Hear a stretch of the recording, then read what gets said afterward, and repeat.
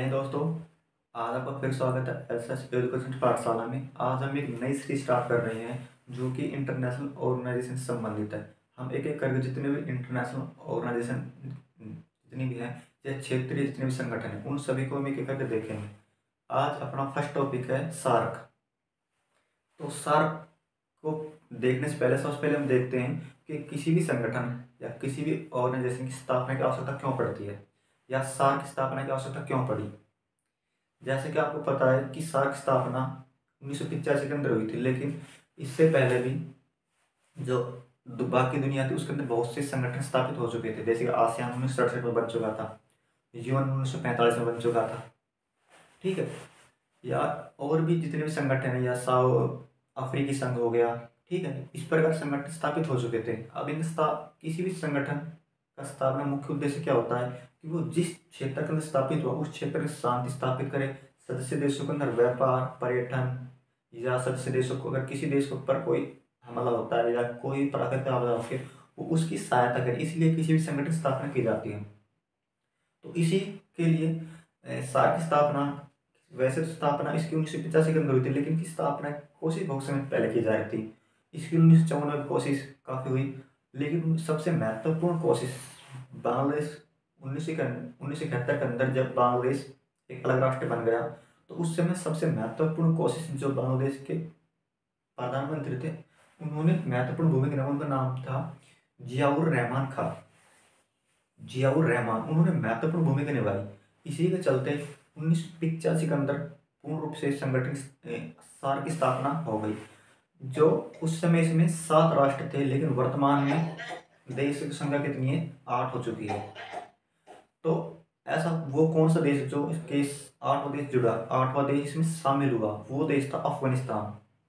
अफगानिस्तान को 2013 के अंदर जब इसका 2000 के नाम इसका 13वां शिखर सम्मेलन हुआ था, तो इसके अंदर जो भारत था उसने महत्वपूर्ण भूमिका निभाई कि जो कि सार्क के अंदर अफगानिस्तान देश को शामिल कर लिया जाए। तो इसी के चलते 2007 के अंदर अफगानिस्तान देश जो सार्क का पूर्ण रूप से सदस्य बन गया, ठीक है। ये तो जो अभी तक मैंने आपको बताया ये था कि सार्क की स्थापना की आवश्यकता क्यों हुई और किसी भी संगठन की स्थापना की आवश्यकता किस लिए की जाती है, उसके क्या कार्य होते हैं, उससे हम किस प्रकार की आवश्यकताओं को पूर्ण कर सकते हैं, ठीक है।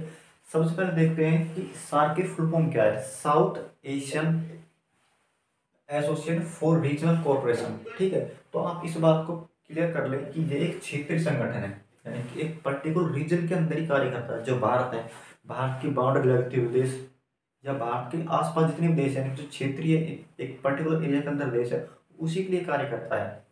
यहाँ तक ये बात आपको कभी स्पष्ट होनी चाहिए कि ये एक क्षेत्रीय संगठन है।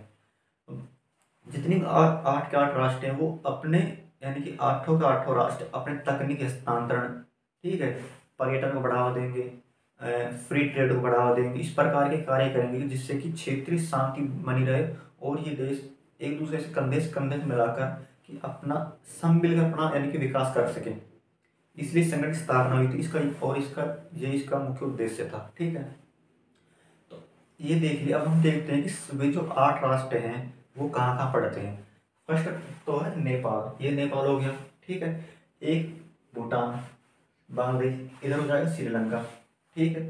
उसके बाद एक राष्ट्र हो जाएगा इधर, यानी कि जिसको मालदीव मालदीव है, जो कि छोटे छोटे यानी कि टापू यानी कि द्वीप वाला देश है, इधर मालदीव हो जाएगा। इसके बाद जो राजस्थान या गुजरात की सीमा से लगते हुए देश है जो कि बहुत पाकिस्तान, एक राष्ट्र पाकिस्तान हो गया। पाकिस्तान के ऊपर जो भारत की जो जम्मू कश्मीर वाले एरिया को कुछ एरिया को छूता है, लगभग 112 किलोमीटर की जो सीमा है वो अफगानिस्तान की भारत के साथ लगती है, ठीक है। एक ये हो जाएगा 7वां राष्ट्र और 8वां राष्ट्र हो जाएगा भारत। ये 8 राष्ट्र भारत सार्क के सदस्य राष्ट्र हैं, ठीक है। तो सार्क की स्थापना कब हुई। सार्क की स्थापना 1985 के अंदर बांग्लादेश की राजधानी ढाका के अंदर स्थापना हुई और वहीं पर इसके जो चार्टर है, यानी कि चार्टर पर जो 7 राष्ट्र संस्थापक 7 राष्ट्र उन्होंने सबने मिलकर इस पर साइन किए कि इसमें चार्टर बताया गया है कि भाई जो इस संगठन की स्थापना की जा रही है इसके क्या उद्देश्य होंगे, क्या इसके नियम कानून कायदे कानून होंगे, इस प्रकार के लिए इसको चार्टर के अंदर इसकी चर्चा की गई थी, ठीक। उसके बाद इसकी जो पहली बैठक 85 के अंदर बांग्लादेश राज्य ढाका में हो चुकी थी। अब इसकी जो कुल 18 बैठकें हो चुकी हैं और इसकी जो अंतिम बैठक 2014 के अंदर नेपाल की राजधानी काठमांडू के अंदर हो चुकी है। ठीक है, अब इस जो सार्क का सचिवालय है या मुख्यालय, सचिवालय और मुख्यालय वो कहाँ पे है, वो दोनों नेपाल की राजधानी काठमांडू के अंदर है। ठीक है, अब इसका जो महासचिव, जो मुख्यालय का महासचिव है, वो पहले इसके मुख्य महासचिव कौन थे, वो थे अब्दुल रहमान।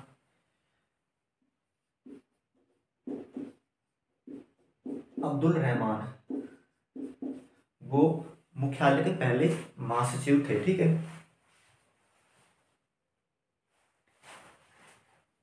और उसके बाद ये तो हो गए सार्क का पहला महासचिव। अब आपसे पूछ भारत से सार्क का पहला महासचिव कौन था, तो वो था कांत किशोर भार्गव। इधर लिख दो इसका नाम, कांत किशोर भार्गव।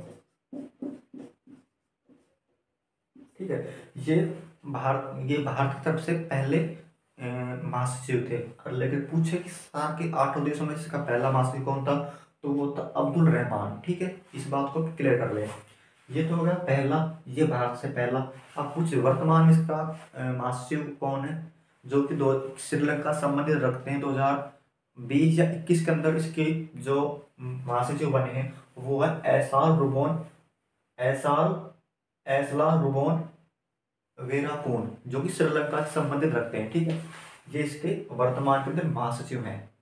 ये यहाँ तक बात आपको क्लियर है। उसके बाद इसके कुछ अन्य जो कि अन्य कार्यालय, जो कि जैसे कि मुद्रा कोष हो गया इसका, या इस 8 राष्ट्रों के अंदर कोई मुठभेड़ हो जाती है या कोई सदस्य देशों के बीच किसी बात को लेकर कोई बात बिगड़ जाती है या कोई झगड़ा होता है, तो उसको सुलझाने के लिए एक पंचायत केंद्र या एक उसको बोल सकते हैं न्यायालय तौर पर उसकी स्थापना की गई है। तो इस प्रकार के संगठन कहाँ पे हैं, इसके कुछ अन्य संगठन जिनको अभी देख लेते हैं, जो कि सबसे पहले देखते हैं कि सार्क विश्वविद्यालय यानी कि सार्क यूनिवर्सिटी किधर है।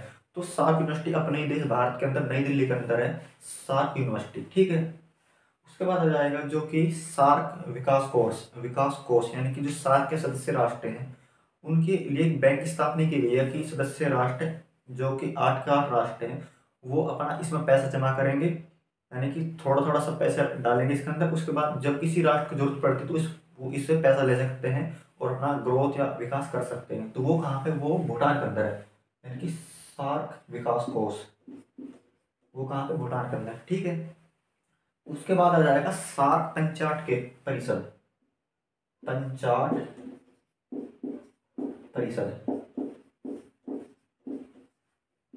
इसको आप ऐसे बोल सकते हैं, ये एक न्यायालय तौर पे कार्य करता है। अगर सदस्य राष्ट्र के बीच किसी भी बात, किसी मुद्दे को लेकर कोई भी उनके अंदर कोई झगड़ा होता है या किसी भी तरह की खींचातानी होती है, उसको सुलझाने के लिए एक पंचायत परिषद या एक न्यायालय तौर पर स्थापना की गई है।